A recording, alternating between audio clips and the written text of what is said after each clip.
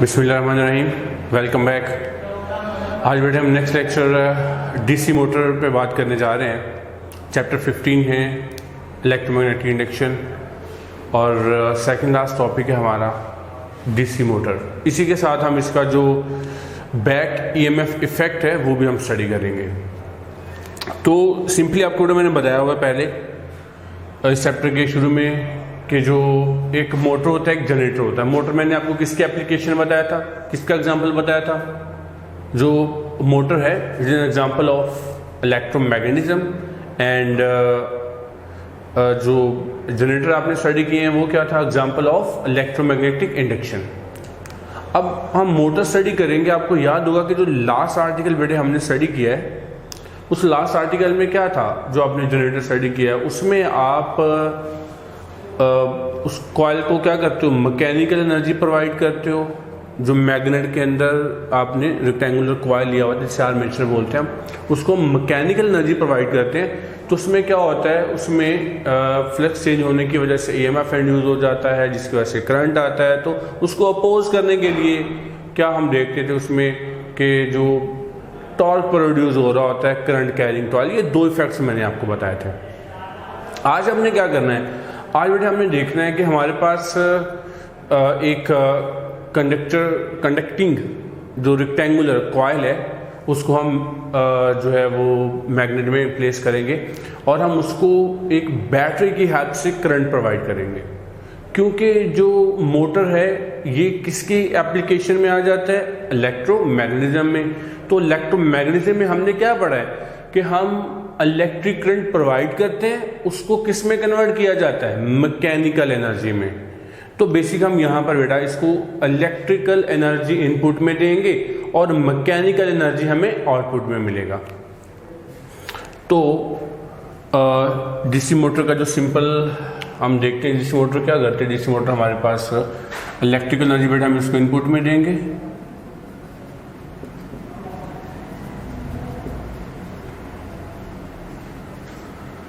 जो क्या करेगी? इसको कन्वर्ट करेगी मैकेनिकल एनर्जी में। देखो मैकेनिकल एनर्जी बेटा कैसे कन्वर्ट करेगी? जैसे घर में मोटर यूज़ करते हैं हम, क्या होता है? उसको हम इलेक्ट्रिक एनर्जी प्रोवाइड करते हैं, तो वो क्या करती है? वो वाटर को कैरी करती है, एक हाइट पे लेके चली जाती है। मतलब वाटर में कौन सी एनर्जी स्टोर कर देती है? Potential energy. तो वो पोटेंशियल एनर्जी क्या होती है? मैकेनिकल एनर्जी होती है। ओके, मतलब उसी में आ जाता है, मैकेनिकल एनर्जी में आ जाता है। तो उसके बाद हम देखते इसका बेटा प्रिंसिपल क्या है। इसका जो प्रिंसिपल है डीसी मोटर का, वो आपने जो चैप्टर, क्योंकि ये इलेक्ट्रोमैग्नेटिज्म से रिलेटेड है मोटर, तो इलेक्ट्रोमैग्नेटिज्म में आपने स्टडी किया हुआ है कि एक जो रेक्टेंगुलर कॉइल है उसको जब हम मैग्नेट में प्लेस करते हैं जिसमें करंट फ्लो हो रहा होता है तो उसमें टॉर्क इंड्यूस हो जाता है। याद है? Torque in a current carrying conductor in magnetic field. ये चैप्टर 14 का आर्टिकल आपने स्टडी किया हुआ है। अगर किसी बच्चे ने वो लेक्चर नहीं देखा तो उसको निकाल के बेटा वो यहाँ पे सीरीज मौजूद है यूट्यूब पे, आप उसको एक दफ़ा लेक्चर लीजिए, ये आपको बहुत अच्छे से पता चल जाएगा। उसमें टॉर्क का कॉन्सेप्ट आपका क्लियर होगा, क्योंकि वही इसका प्रिंसिपल है टॉर्क, कि जब भी करंट कैरिंग कॉइल को, आप पता जब किसी भी कॉइल में करंट फ्लो हो रहा होता है तो उसके गिर्द क्या होता है? मैग्नेटिक फील्ड इंड्यूस हो जाता है।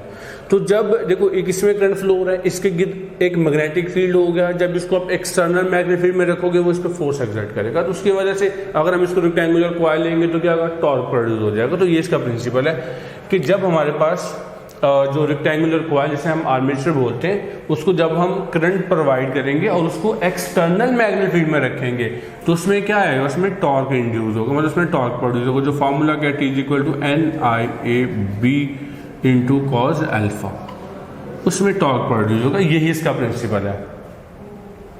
ओके, अब हम इसकी कंस्ट्रक्शन पे चलते हैं। इसकी कंस्ट्रक्शन बिल्कुल जनरेटर जैसी है, जो डीसी जनरेटर आपने स्टडी किया था बिल्कुल वैसी है इसकी कंस्ट्रक्शन।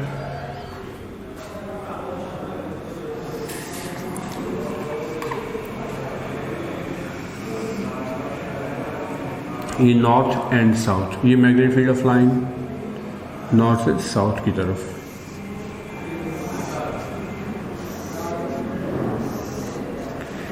इसमें हम क्या कर रहे हैं? इसमें हम एक कॉइल प्लेस कर रहे हैं, रेक्टेंगुलर कॉइल, जो आर्मेचर जिसे हम बोलेंगे।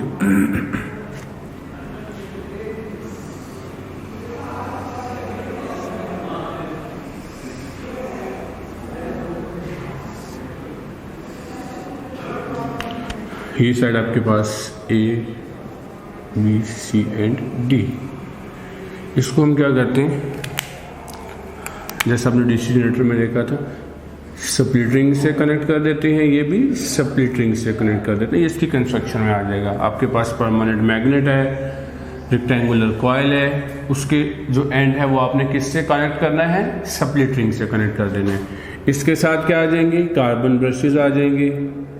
ये आपने कार्बन ब्रशेज से इसको कनेक्ट कर दिया। हम इससे कहते हैं कि आपके पास अगर ये S1 है स्प्लिट रिंग, तो इसको हम B1 से डिनोट कर देते हैं ब्रश। ये अगर S2 है तो ब्रश B2 आ जाएगा आपके पास। इसको नेक्स्ट हम क्या करते हैं, सर्किट कंप्लीट कैसे करेंगे हम, कि ये हमारे पास सोर्स होगा, बैटरी,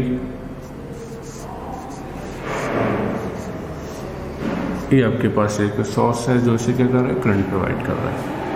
क्योंकि ये मोटर है, मोटर में क्या करना होता है, हमने यहाँ से बेटा इलेक्ट्रिक करंट प्रोवाइड करना होता है और इस इलेक्ट्रिक एनर्जी को इसने मैकेनिकल एनर्जी में कन्वर्ट करना होता है। तो ये इसकी कंस्ट्रक्शन, देखो कंस्ट्रक्शन में क्या है, परमानेंट मैग्नेट, बिल्कुल वही कंस्ट्रक्शन है जो डीसी जनरेटर में आपने स्टडी की थी। ये रेक्टेंगुलर कॉयल है, उसके बाद ये split ring S1 S2 carbon brushes हैं और ये सर्किट कंप्लीट करके अपनी बैटरी जो इसको प्रोवाइड करेगी पोटेंशियल डिफरेंस, जिसकी वजह से इसमें करंट फ्लो होगा। ओके, तो अब हम देखते हैं इसकी वर्किंग क्या है, कंस्ट्रक्शन। अब इसमें वर्किंग में हम चलते हैं कि जैसे ही हम यहाँ से ये जो स्विचेस का क्लोज करेंगे, स्विच क्लोज होने पे क्या होगा, ये पॉजिटिव टर्मिनल है, यहाँ से करंट जो है वो ये इस डायरेक्शन में, यहाँ से ये करंट और यहाँ से ये इस तरफ आ जाएगा, तो इसमें इलेक्ट्रिक करंट फ्लो होगा। अब आपको टॉर्क वाला आर्टिकल रिकॉल अगर आपने कर लिया तो बहुत अच्छी बात है। मैं इसको ओवरव्यू लेने जा रहा हूँ बेटा इस कॉइल का।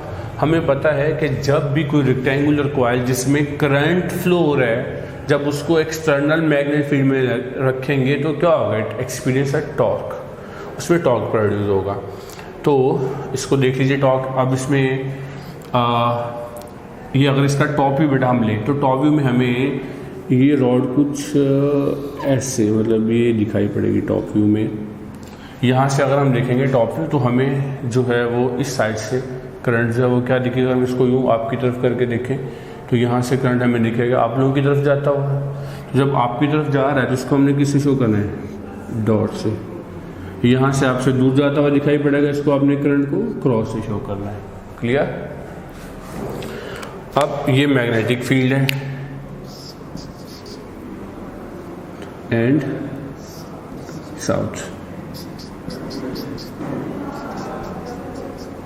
तो बताइए डायरेक्शन इसमें भी हम फाइंड कर लेते हैं। देखो ये इस साइड में देखिए करंट क्या है, करंट हमारे पास इनटू उसके बाद मैग्नेटिक फील्ड। ये देखो ये मैग्नेटिक फील्ड और ये करंट को शो करेगा। करंट किस तरफ था, आप लोगों की तरफ है। देखो ये आप लोगों की तरफ करंट है, हाँ ये आउट ऑफ प्लेन है, करंट आपकी तरफ है, ये मैग्नेटिक फील्ड है और ये नॉर्मल टू पाम। ये किसको शो करेगा, फोर्स। इसका मतलब इस एंड पे फोर्स ये लगेगा। क्लियर। इसी तरह इस एंड पे बात करिए, इसमें क्या होगा, मैग्नेटिक फील्ड कैसे है ये, लेकिन करंट क्या है इनटू द पेज, तो नॉर्मल टू हम ये, तो फोर्स इसमें किस डायरेक्शन में आएगा, ये आ गया फोर्स। तो आपको पता है कि इसमें क्या आएगा, इसमें टॉर्क इंड्यूस हो जाएगा, मतलब टॉर्क प्रोड्यूस हो जाएगा इसकी वजह से, क्योंकि ऑपोजिट डायरेक्शन में फोर्स लग रहा है। तो अब इसमें टॉर्क आ जाता है और जिसकी वजह से क्या इसमें कंटिन्यूस रोटेशन आएगा। उस रोटेशन की वजह से हम क्या कर सकते हैं, इसको मैकेनिकल एनर्जी में कन्वर्ट कर सकते हैं। अब यहाँ पे एक प्रॉब्लम है देखो बेटा, वो ये है कि अगर इस सर्किट में ये वाला जो आपने लिया हुआ है और ये जो आपको रेक्टेंगुलर कॉइल है, अगर रेक्टेंगुलर कॉइल में जो करंट है वो अपनी डायरेक्शन चेंज ना करे तो क्या होगा कि हाफ साइकिल के बाद, मतलब 180 डिग्री के बाद क्या होगा कि जो टॉर्क है उसको अपनी डायरेक्शन चेंज करना पड़ेगी। क्या होगा, 180 डिग्री के बाद ये जो टॉर्क है उसको अपनी डायरेक्शन चेंज करना पड़ेगी। सपोज किया कि जैसे आपने ये स्विच ऑन किया, मतलब बैटरी से आपने पोटेंशियल प्रोवाइड किया, इसमें करंट फ्लो होना शुरू हो गया। तो इसमें जो टॉर्क प्रोड्यूस हुआ था वो क्लॉकवाइज है। क्या है? क्लॉकवाइज। अगर करंट अपनी इसी डायरेक्शन में रहेगा, मतलब ए और बी साइड पर हमेशा अपवर्ड ही रहेगा, तो फिर टॉर्क को क्या होगा? अपनी डायरेक्शन चेंज करना पड़ेगी। अगर ऐसा हो जाता है, अब टॉर्क जो है वो क्लॉकवाइज है, नेक्स्ट हाफ में क्या हो जाएगा? Anti clockwise. इसका मतलब ये हुआ कि ये जो कॉइल है ये तो सिर्फ यूं ऐसे वाइब्रेट करेगी, इससे हम जो मैकेनिकल एनर्जी लेना चाह रहे हैं वो तो इसमें हमें प्रोड्यूस नहीं होगा, आउटपुट में नहीं दे सकते हम, क्योंकि हाफ साइकिल में इसमें क्लॉकवाइज टॉर्क है और हाफ साइकिल में क्या है? Anti clockwise torque. तो या तो अगर हम चाहते हैं कि इसका जो टॉर्क है वो अपनी डायरेक्शन चेंज नहीं करे, हम इलेक्ट्रिकल एनर्जी को मैकेनिकल एनर्जी में कैसे कन्वर्ट कर सकते हैं कि जो टॉर्क है अगर वो एंटी क्लॉकवाइज है तो एंटी क्लॉकवाइज ही रहे, अगर क्लॉकवाइज है तो क्लॉकवाइज ही रहे, टॉर्क अपनी डायरेक्शन चेंज नहीं करे, तभी तो हम यहां से आउटपुट में मैकेनिकल एनर्जी लेंगे।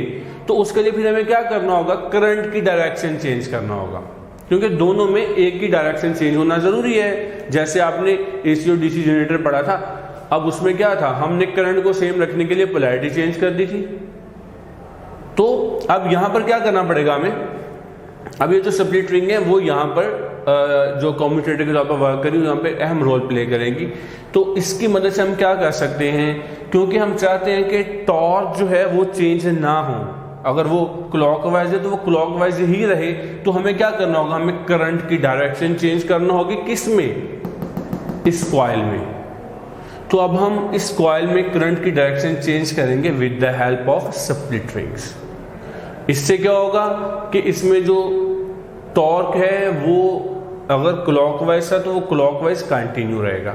अब इसके लिए हम क्या करते हैं? उसके लिए हम देखो इसमें क्या होगा बेटा, ये S1 जो किससे कनेक्ट है?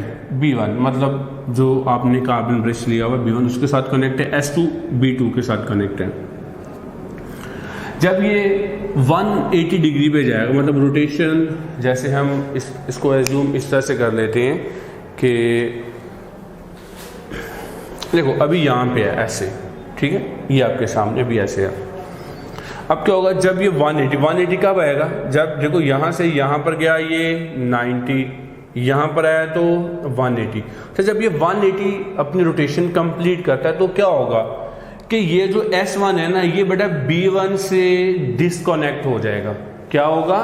180 रोटेशन के बाद S1 जो है वो B1 से डिस्कनेक्ट हो जाएगा और S2 जो है वो B2 से डिस्कनेक्ट हो जाएगा।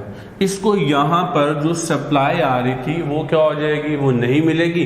तो इसमें जो टॉर्क प्रोड्यूस हो रहा था वो क्या होगा? अब जीरो हो जाएगा।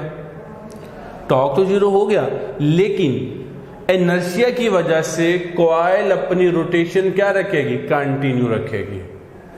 ओके, इससे मतलब लास्ट में बेटा एक्सप्लेन करूंगा कि इस प्रॉब्लम को हम कैसे सॉर्ट आउट कर सकते हैं कि यहाँ पे टॉर्क अपना फोर्स लग रहा है, टॉर्क है, लेकिन जब ये 180 डिग्री रोटेट कर रहा है तो टॉर्क नहीं रहेगा। अब इस प्रॉब्लम को कैसे सॉर्ट आउट करते हैं? इसकी वजह से क्या होगा कि कॉइल में एक जर्क, क्योंकि पहले टॉर्क है अब एकदम टॉर्क नहीं है, तो ये जब मोटर रोटेट करेगी इसमें एक जर्क आएगा, हम उसको रिड्यूस कर सकते हैं, वो लास्ट में बताऊंगा। लेकिन वो जर्क क्यों आएगा, झटका महसूस करेगी, वो क्यों होगा वो मैंने आपको बता दिया है। क्योंकि जब ये 180 डिग्री रोटेट करेगा S1 का B1 से वो डिस्कनेक्ट हो जाएगा, यहाँ से उसको करंट जो है वो नहीं मिल पाएगा, टॉर्क एक्ट नहीं होगा, इसलिए उसको झटका महसूस होगा। अच्छा, उसके बाद क्या होगा 180 के बाद? तो 180 के बाद S2 जो है वो किधर आ जाएगा? B1 के साथ, और S1 किधर कनेक्ट हो जाएगा? B2 के साथ। जब ऐसा होगा तो इसका मतलब ये हुआ, देखो ये अगर ऐसा रोटेट किया तो रोटेट करने से क्या हो जाएगा? अब ये जो A से B वाली साइड है वो इस तरफ आ जाएगी और C से D वाली साइड इस तरफ आ गई। जब ये C से D वाली साइड इस तरफ आएगी तो इसमें करंट किस डायरेक्शन में फ्लो होगा? अपवर्ड डायरेक्शन में। पहले C जो D है उसमें किस डायरेक्शन में था करंट? डाउनवर्ड। यहाँ पे अब किस तरफ हो जाएगा? अपवर्ड। मतलब क्या हो गया कि इस कॉइल में करंट ने अपनी डायरेक्शन चेंज कर ली। किस वजह से चेंज हुई? स्प्लिट रिंग की वजह से। तो इससे फायदा क्या हुआ कि जो टॉर्क है वो अपनी एक ही डायरेक्शन में कंटिन्यू रहेगा। जब टॉर्क एक ही डायरेक्शन में कंटिन्यू रहेगा तो हमें आउटपुट में मैकेनिकल एनर्जी ऑब्टेन होगा। क्लियर सब। उसके बाद हम चलते हैं कि ये तो बड़ा इसकी थी वर्किंग कंस्ट्रक्शन के बाद। अब हम देख रहे हैं कि टॉर्क जो वो किन फैक्टर्स पे डिपेंड करता है। तो हमने डिपेंडेंस फैक्टर देखने हैं टॉर्क के, जो क्या होंगे। उसमें ये आपका शॉर्ट क्वेश्चन भी है कि किन फैक्टर्स पे डिपेंड कर रहा होता है। आपने बड़ा उसमें पढ़ा हुआ है कि इसमें मैग्नेटिक फील्ड जो है वो स्ट्रांग होनी चाहिए, एरिया ऑफ कॉइल जो है वो आपने क्या लेना उस पर डिपेंड करता है। ये आप देख लो चार, ये वैसे भी आपका जो थर्ड पैराग्राफ है उसके लास्ट में इसको एक्सप्लेन किया हुआ है। ठीक है, ये किस पे डिपेंड करता है? करंट इन आर्मेचर कॉइल, क्योंकि करंट जितना ज़्यादा होगा तो मैग्नेटिक फील्ड भी उतना ही ज़्यादा होगा। इसमें हम देख लेते हैं कि करंट, अब ये फैक्टर की बात कर रहे हैं, डिपेंडेंस फैक्टर। पहला फैक्टर क्या आएगा? करंट इन आर्मेचर, उसमें करंट क्या है। ठीक है, सेकंड फैक्टर क्या आ जाएगा बेटे? Strength of magnetic field, strength of magnetic field. Third factor क्या आएगा हमारे पास? Area of coil. Okay, next हमारे पास क्या आ जाएगा? N, number of turn. ये देखो फार्मूला आपके सामने जो लिखा हुआ है। नंबर 4 में क्या आ जाता है हमारे पास? कि नंबर ऑफ टर्न्स क्या है। क्लियर, उसमें डिपेंड करेगा। ओके, तो नेक्स्ट हम चलते हैं। नेक्स्ट जो हमारे पास है वो ये जो मैं प्रॉब्लम बता रहा था आपको कि रिमूवल ऑफ जर्क, कि जब ये 180 डिग्री रोटेट करेगा तो कॉइल एक जर्क महसूस करेगी, क्योंकि तब टॉर्क 0 हो जाएगा। अब इसको हम कैसे सॉर्ट आउट कर सकते हैं? उसके लिए बेटा ये है कि हम यहाँ पर ये जो रेक्टेंगुलर कॉइल जो आर्मेचर जिसे हम बोल रहे हैं, मतलब ये नंबर ऑफ टर्न्स बेटा ये हम बहुत ज़्यादा ले लेंगे। यहाँ पर ये आर्मेचर बन जाएगा। हम क्या करेंगे? यहाँ पर इसके नंबर ऑफ टर्न्स बढ़ा देंगे। नंबर ऑफ टर्न बढ़ाने से क्या होगा कि हम इस जो प्रॉब्लम है ये काफ़ी हद तक सॉर्ट आउट किया जा सकता है। उससे क्या होगा कि वो एक तो उसका इनर्शिया भी ज़्यादा होगा, दूसरा फ्लक्स चेंज ज़्यादा होगा, तो हमें ये इतना जो इफेक्ट काफ़ी हद तक ये रिड्यूस हो जाता है नंबर ऑफ टर्न्स के इंक्रीज होने से। अब लास्ट इसका जो मोस्ट इंपॉर्टेंट फैक्टर है जो लास्ट पैराग्राफ में बेटा लिखा हुआ है, वो लिखा हुआ है फील्ड कॉइल। वो क्या है? फील्ड कॉइल, जो लास्ट पे इसी आर्टिकल में एक छोटा सा पैराग्राफ है, फील्ड कॉइल। अब देखो बेटा फील्ड कॉइल क्या होता है। फील्ड कॉइल होता है कि नॉर्मली देखो, जैसे मैंने ये इसकी कंस्ट्रक्शन में देखा, आपने डायग्राम में क्या था, इसमें आपने परमानेंट मैग्नेट यूज किया हुआ है। क्लियर। तो हम ये जो मैग्नेटिक फील्ड है हम ये बेटा दो तरह से प्रोवाइड कर सकते हैं।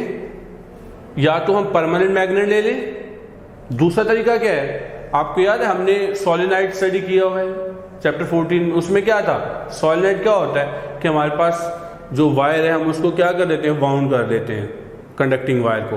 जब उसको हम कंप्रेस करके वाउंड करेंगे वो हमारे पास सोलेनॉइड है। अब दूसरा तरीका ये होता है मैग्नेटिक फील्ड प्रोवाइड करने का, जैसा कि मोटर में हम करते हैं। आपने देखा होगा जो मोटर की वाइंडिंग की जाती है उसकी वाइंडिंग में क्या होता है कि उसके सेंटर में, जैसे ये वाला सेंटर में, तो एक मतलब जो सॉफ्ट आयरन होता है उसके ऊपर उन्होंने रेक्टेंगुलर जो है कॉइल की, जिसे आर्मेचर बोलते हैं, वाइंडिंग वगैरह की होती है। अब उसके साइड पे क्या होता है, यहाँ पर मतलब ये जो इसके अतराफ है यहाँ पर क्या होता है उन्होंने कि जो वायर है ना, जैसे सोलेनॉइड टाइप, ये बड़ा सोलेनॉइड टाइप ऐसे मतलब वायर को ऐसे उन्होंने ऊपर ऐसे रोल किया होता है इसके ऊपर। अब उसका क्या फंक्शन है, मतलब देखो बेटा कि अगर इसका टॉप व्यू आप लें तो टॉप व्यू आपको इस तरह से मिलेगा कि ये मोटर आपको ऐसे दिखाई पड़ेगी, उसमें यहाँ पर वायर्स होती हैं ऐसे,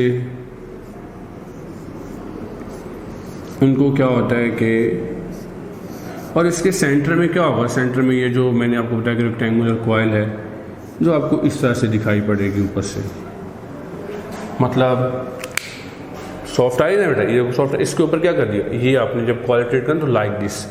अच्छा, अब क्या होता है कि ये जो बेटा यहाँ पर आपने जो कॉइल को वाउंड किया हुआ है, इसमें हम यूँ भी कह सकते हैं, यहाँ पर ये वायर ऐसे हमने रोटेट की होती है इसमें, ठीक हो गया। अच्छा, अब आप जरा याद करिए चैप्टर 14 का आर्टिकल कि अगर ये भी क्या है, ये लूप है या ये हमारे पास सोलेनॉइड है, जब इसमें करंट फ्लो होगा तो करंट फ्लो होने की वजह से इसके गिर्द क्या हो जाएगी, मैग्नेटिक फील्ड जनरेट हो जाएगी। हम कह सकते हैं कि एक तरफ इसका क्या बन जाएगा, नॉर्थ, और दूसरा साउथ। तो हम यहां पर मैग्नेट फील्ड प्रोवाइड कर रहे हैं परमानेंट मैग्नेट से।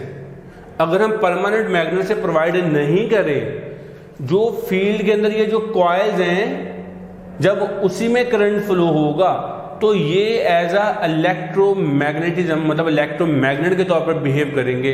तो ये वाला काम मैग्नेटिज्म का हम इन कॉइल से भी ले सकते हैं। अब यही इसका नॉर्थ, ये साउथ पोल होगा, और उसके सेंटर में यहां पर क्या होगी, ये जो रेक्टेंगुलर कॉइल है वो रोटेट करेगी। तो हमें सेम ये वाली जो बेसिक कंस्ट्रक्शन है, इसी तरह से हमें ये वाली कंस्ट्रक्शन मिल जाती है। लेकिन इसमें हमने परमानेंट मैग्नेट नहीं यूज किया मैग्नेटिक फील्ड के लिए। क्या यूज किया है, सोलेनाइड यूज किया है, लूप ऑफ वायर्स आपने यूज किए हैं। तो जब उसमें भी करंट फ्लो होगा तो इसमें हमारे पास मैग्नेटिक फील्ड इंड्यूस हो जाएगी, और जब मैग्नेटिक फील्ड बनेगी तो हमें पता है कि one side north and other is south. तो ये था बेटा, इसको बोला जाता है फील्ड कॉइल। क्लियर? मैं इसको रिपीट करता चलूं।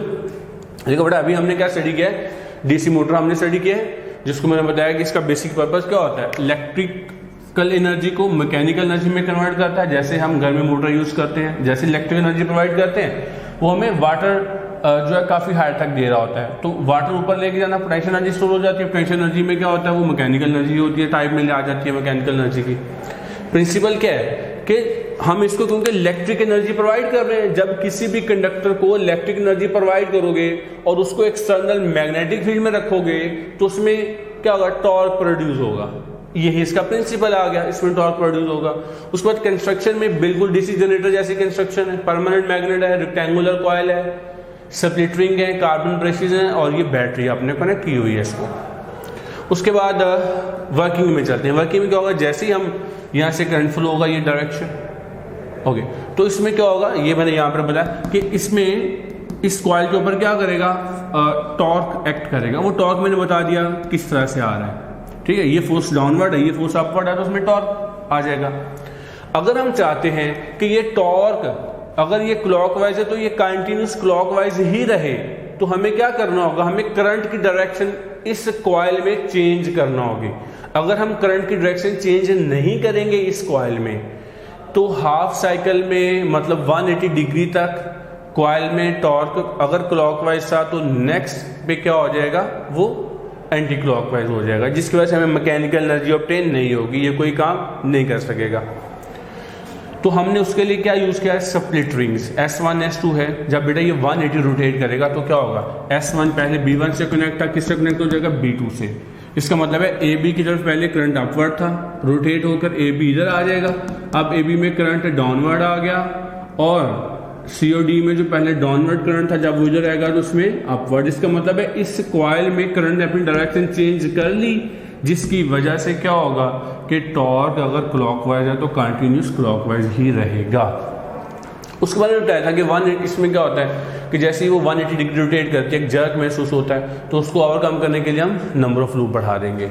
उसके बाद आपको बताया मैंने कि फील्ड कॉइल क्या होता है, जिसमें हम परमानेंट मैग्नेट की जगह पे किसी कॉइल्स को एज ए मैग्नेट यूज करेंगे जब उसमें करंट फ्लो होगा। अब इसी के साथ एक छोटा सा जो शॉर्ट क्वेश्चन टाइप क्वेश्चन है, जो मोस्टली शॉर्ट क्वेश्चन में लिया जाता है, जिसे हम बैक EMF इन मोटर बोलते हैं, उसमें हम बात करते हैं। अब देखो बैक EMF मोटर क्या है, इसके साथ ही हम बैक EMF इन मोटर, ओके। ये बेटा आर्टिकल जो है ना बैक EMF इन मोटर, ये रेसिप्रोकल है। किसका रेसिप्रोकल है, कल आपने क्या स्टडी किया था, कल आपने स्टडी किया डीसी जनरेटर। तो डीसी जनरेटर में जो चीज मैंने आपको समझाई थी उसमें क्या था, उसमें आपको याद होगा डीसी जनरेटर में कि पहले आपने कॉइल को क्या करना है, मूव करना है। मूव होने से क्या आएगा उसमें, मतलब मोशनल EMF। तो जब मोशनल EMF आएगा उसके बाद उसमें क्या आ जाएंगे, मोटर के इफेक्ट आ जाएंगे, याद है। तो उसका रेसिप्रोकल अब यहाँ पे है। हमने क्या देखा यहाँ पर, ये जो मैंने कंस्ट्रक्शन आपको समझाई, इस कंस्ट्रक्शन में क्या था कि आपके पास, जैसे मैं अब यहाँ पर बल्कि इसी में इसको मैं यहाँ पे एक्सप्लेन कर देता हूँ, इसी डायग्राम में देखो। इसमें करंट फ्लो हो रहा है यहाँ से ए से बी की तरफ और सी से डी की तरफ, ये करंट की डायरेक्शन है। हम यहाँ से करंट प्रोवाइड करें, जैसे ही करंट प्रोवाइड करेंगे तो उसमें क्या फोर्स अप्लाई होती है, जैसे ना ये फोर्स बढ़ा, देखो ये फोर्स डाउनवर्ड है, ये फोर्स अपवर्ड है। इस फोर्स का वैल्यू क्या है जो इस कॉइल पे अप्लाई हो रहा है। देखो यहाँ पे आपके सामने करंट की डायरेक्शन क्या थी, ये मतलब आप लोगों की तरफ, और फोर्स अप्लाई हुई इस तरफ। इसमें अगर टॉप व्यू देखें तो करंट की डायरेक्शन इनटू द पेज थी और फोर्स अप्लाई हुई इस तरफ। अब मैं बेटा ये बताऊँ कि ये जो फोर्स है यहाँ पर, ये फोर्स का क्या वैल्यू है, ये फोर्स का वैल्यू आपके पास है I into L into B. Clear कि जब भी कोई करंट कैरिंग कॉइल को मैग्नेटिक फील्ड में रखते हैं, उस पर जो फोर्स लगता है उसका वैल्यू क्या होता है, F equal to I L B. इसका मतलब है ये फोर्स इस पे लग रहा है। क्लियर। अच्छा, जब ये फोर्स इसमें लगा, क्योंकि इसको करंट आपने प्रोवाइड किया था, तो जब बेटा ये इसके ऊपर फोर्स लगा, इसमें करंट आ गया, तो उसी वक्त क्या हो जाएगा, अकॉर्डिंग टू लेंस लॉ के अकॉर्डिंग उसमें क्या देखते हैं कि जो कॉज है उसको अपोज किया जाता है। मतलब क्या देखा आपने कि इसमें जो है वो करंट है, करंट की वजह से हम देखेंगे अपने इसमें रोटेशन आ जाती है। क्या आ जाती है, रोटेशन। मतलब सिंपली हम क्या देते हैं बेटा कि जैसे कॉइल में करंट फ्लो हुआ तो इसमें टॉर्क इंड्यूस हुआ। क्या हुआ, टॉर्क, इसकी वजह से इसमें टॉर्क आ गया। क्लियर। अब बैक ईएमएफ क्या है, मतलब कि वो इस टॉर्क को अपोज करेगा।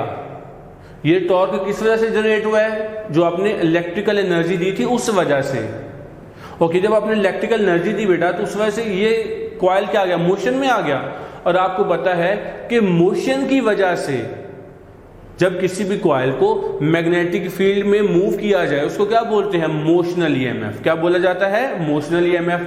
तो अब इसका मतलब है इसी कॉइल में मोशन की वजह से कौन सी, अब इसमें ईएमएफ इंड्यूस होगा, मोशनल ईएमएफ, जो किसके इक्वल है, VBL के इक्वल। क्योंकि जब कॉइल मूव करती है मैग्नेटिक फील्ड में तो उसमें मोशनल ईएमएफ आ जाता है, ये उसमें ईएमएफ इंड्यूस हो जाता है। क्लियर। अब ये वाला जो है बेटा ये अपोजिंग ईएमएफ है, मतलब ये वोल्टेज जो है अपोजिंग वोल्टेज है। ये क्या था, इनपुट वोल्टेज जो आपने यहां पर प्रोवाइड किया ये बैटरी में, ठीक है। और ये वाला क्या है, ये इसको अपोज करेगा। मतलब बेटा कि ये जो ईएमएफ इंड्यूस हुआ है ये ऐसा टॉर्क प्रोड्यूस करेगा जो इसको क्या करे, अपोज करे।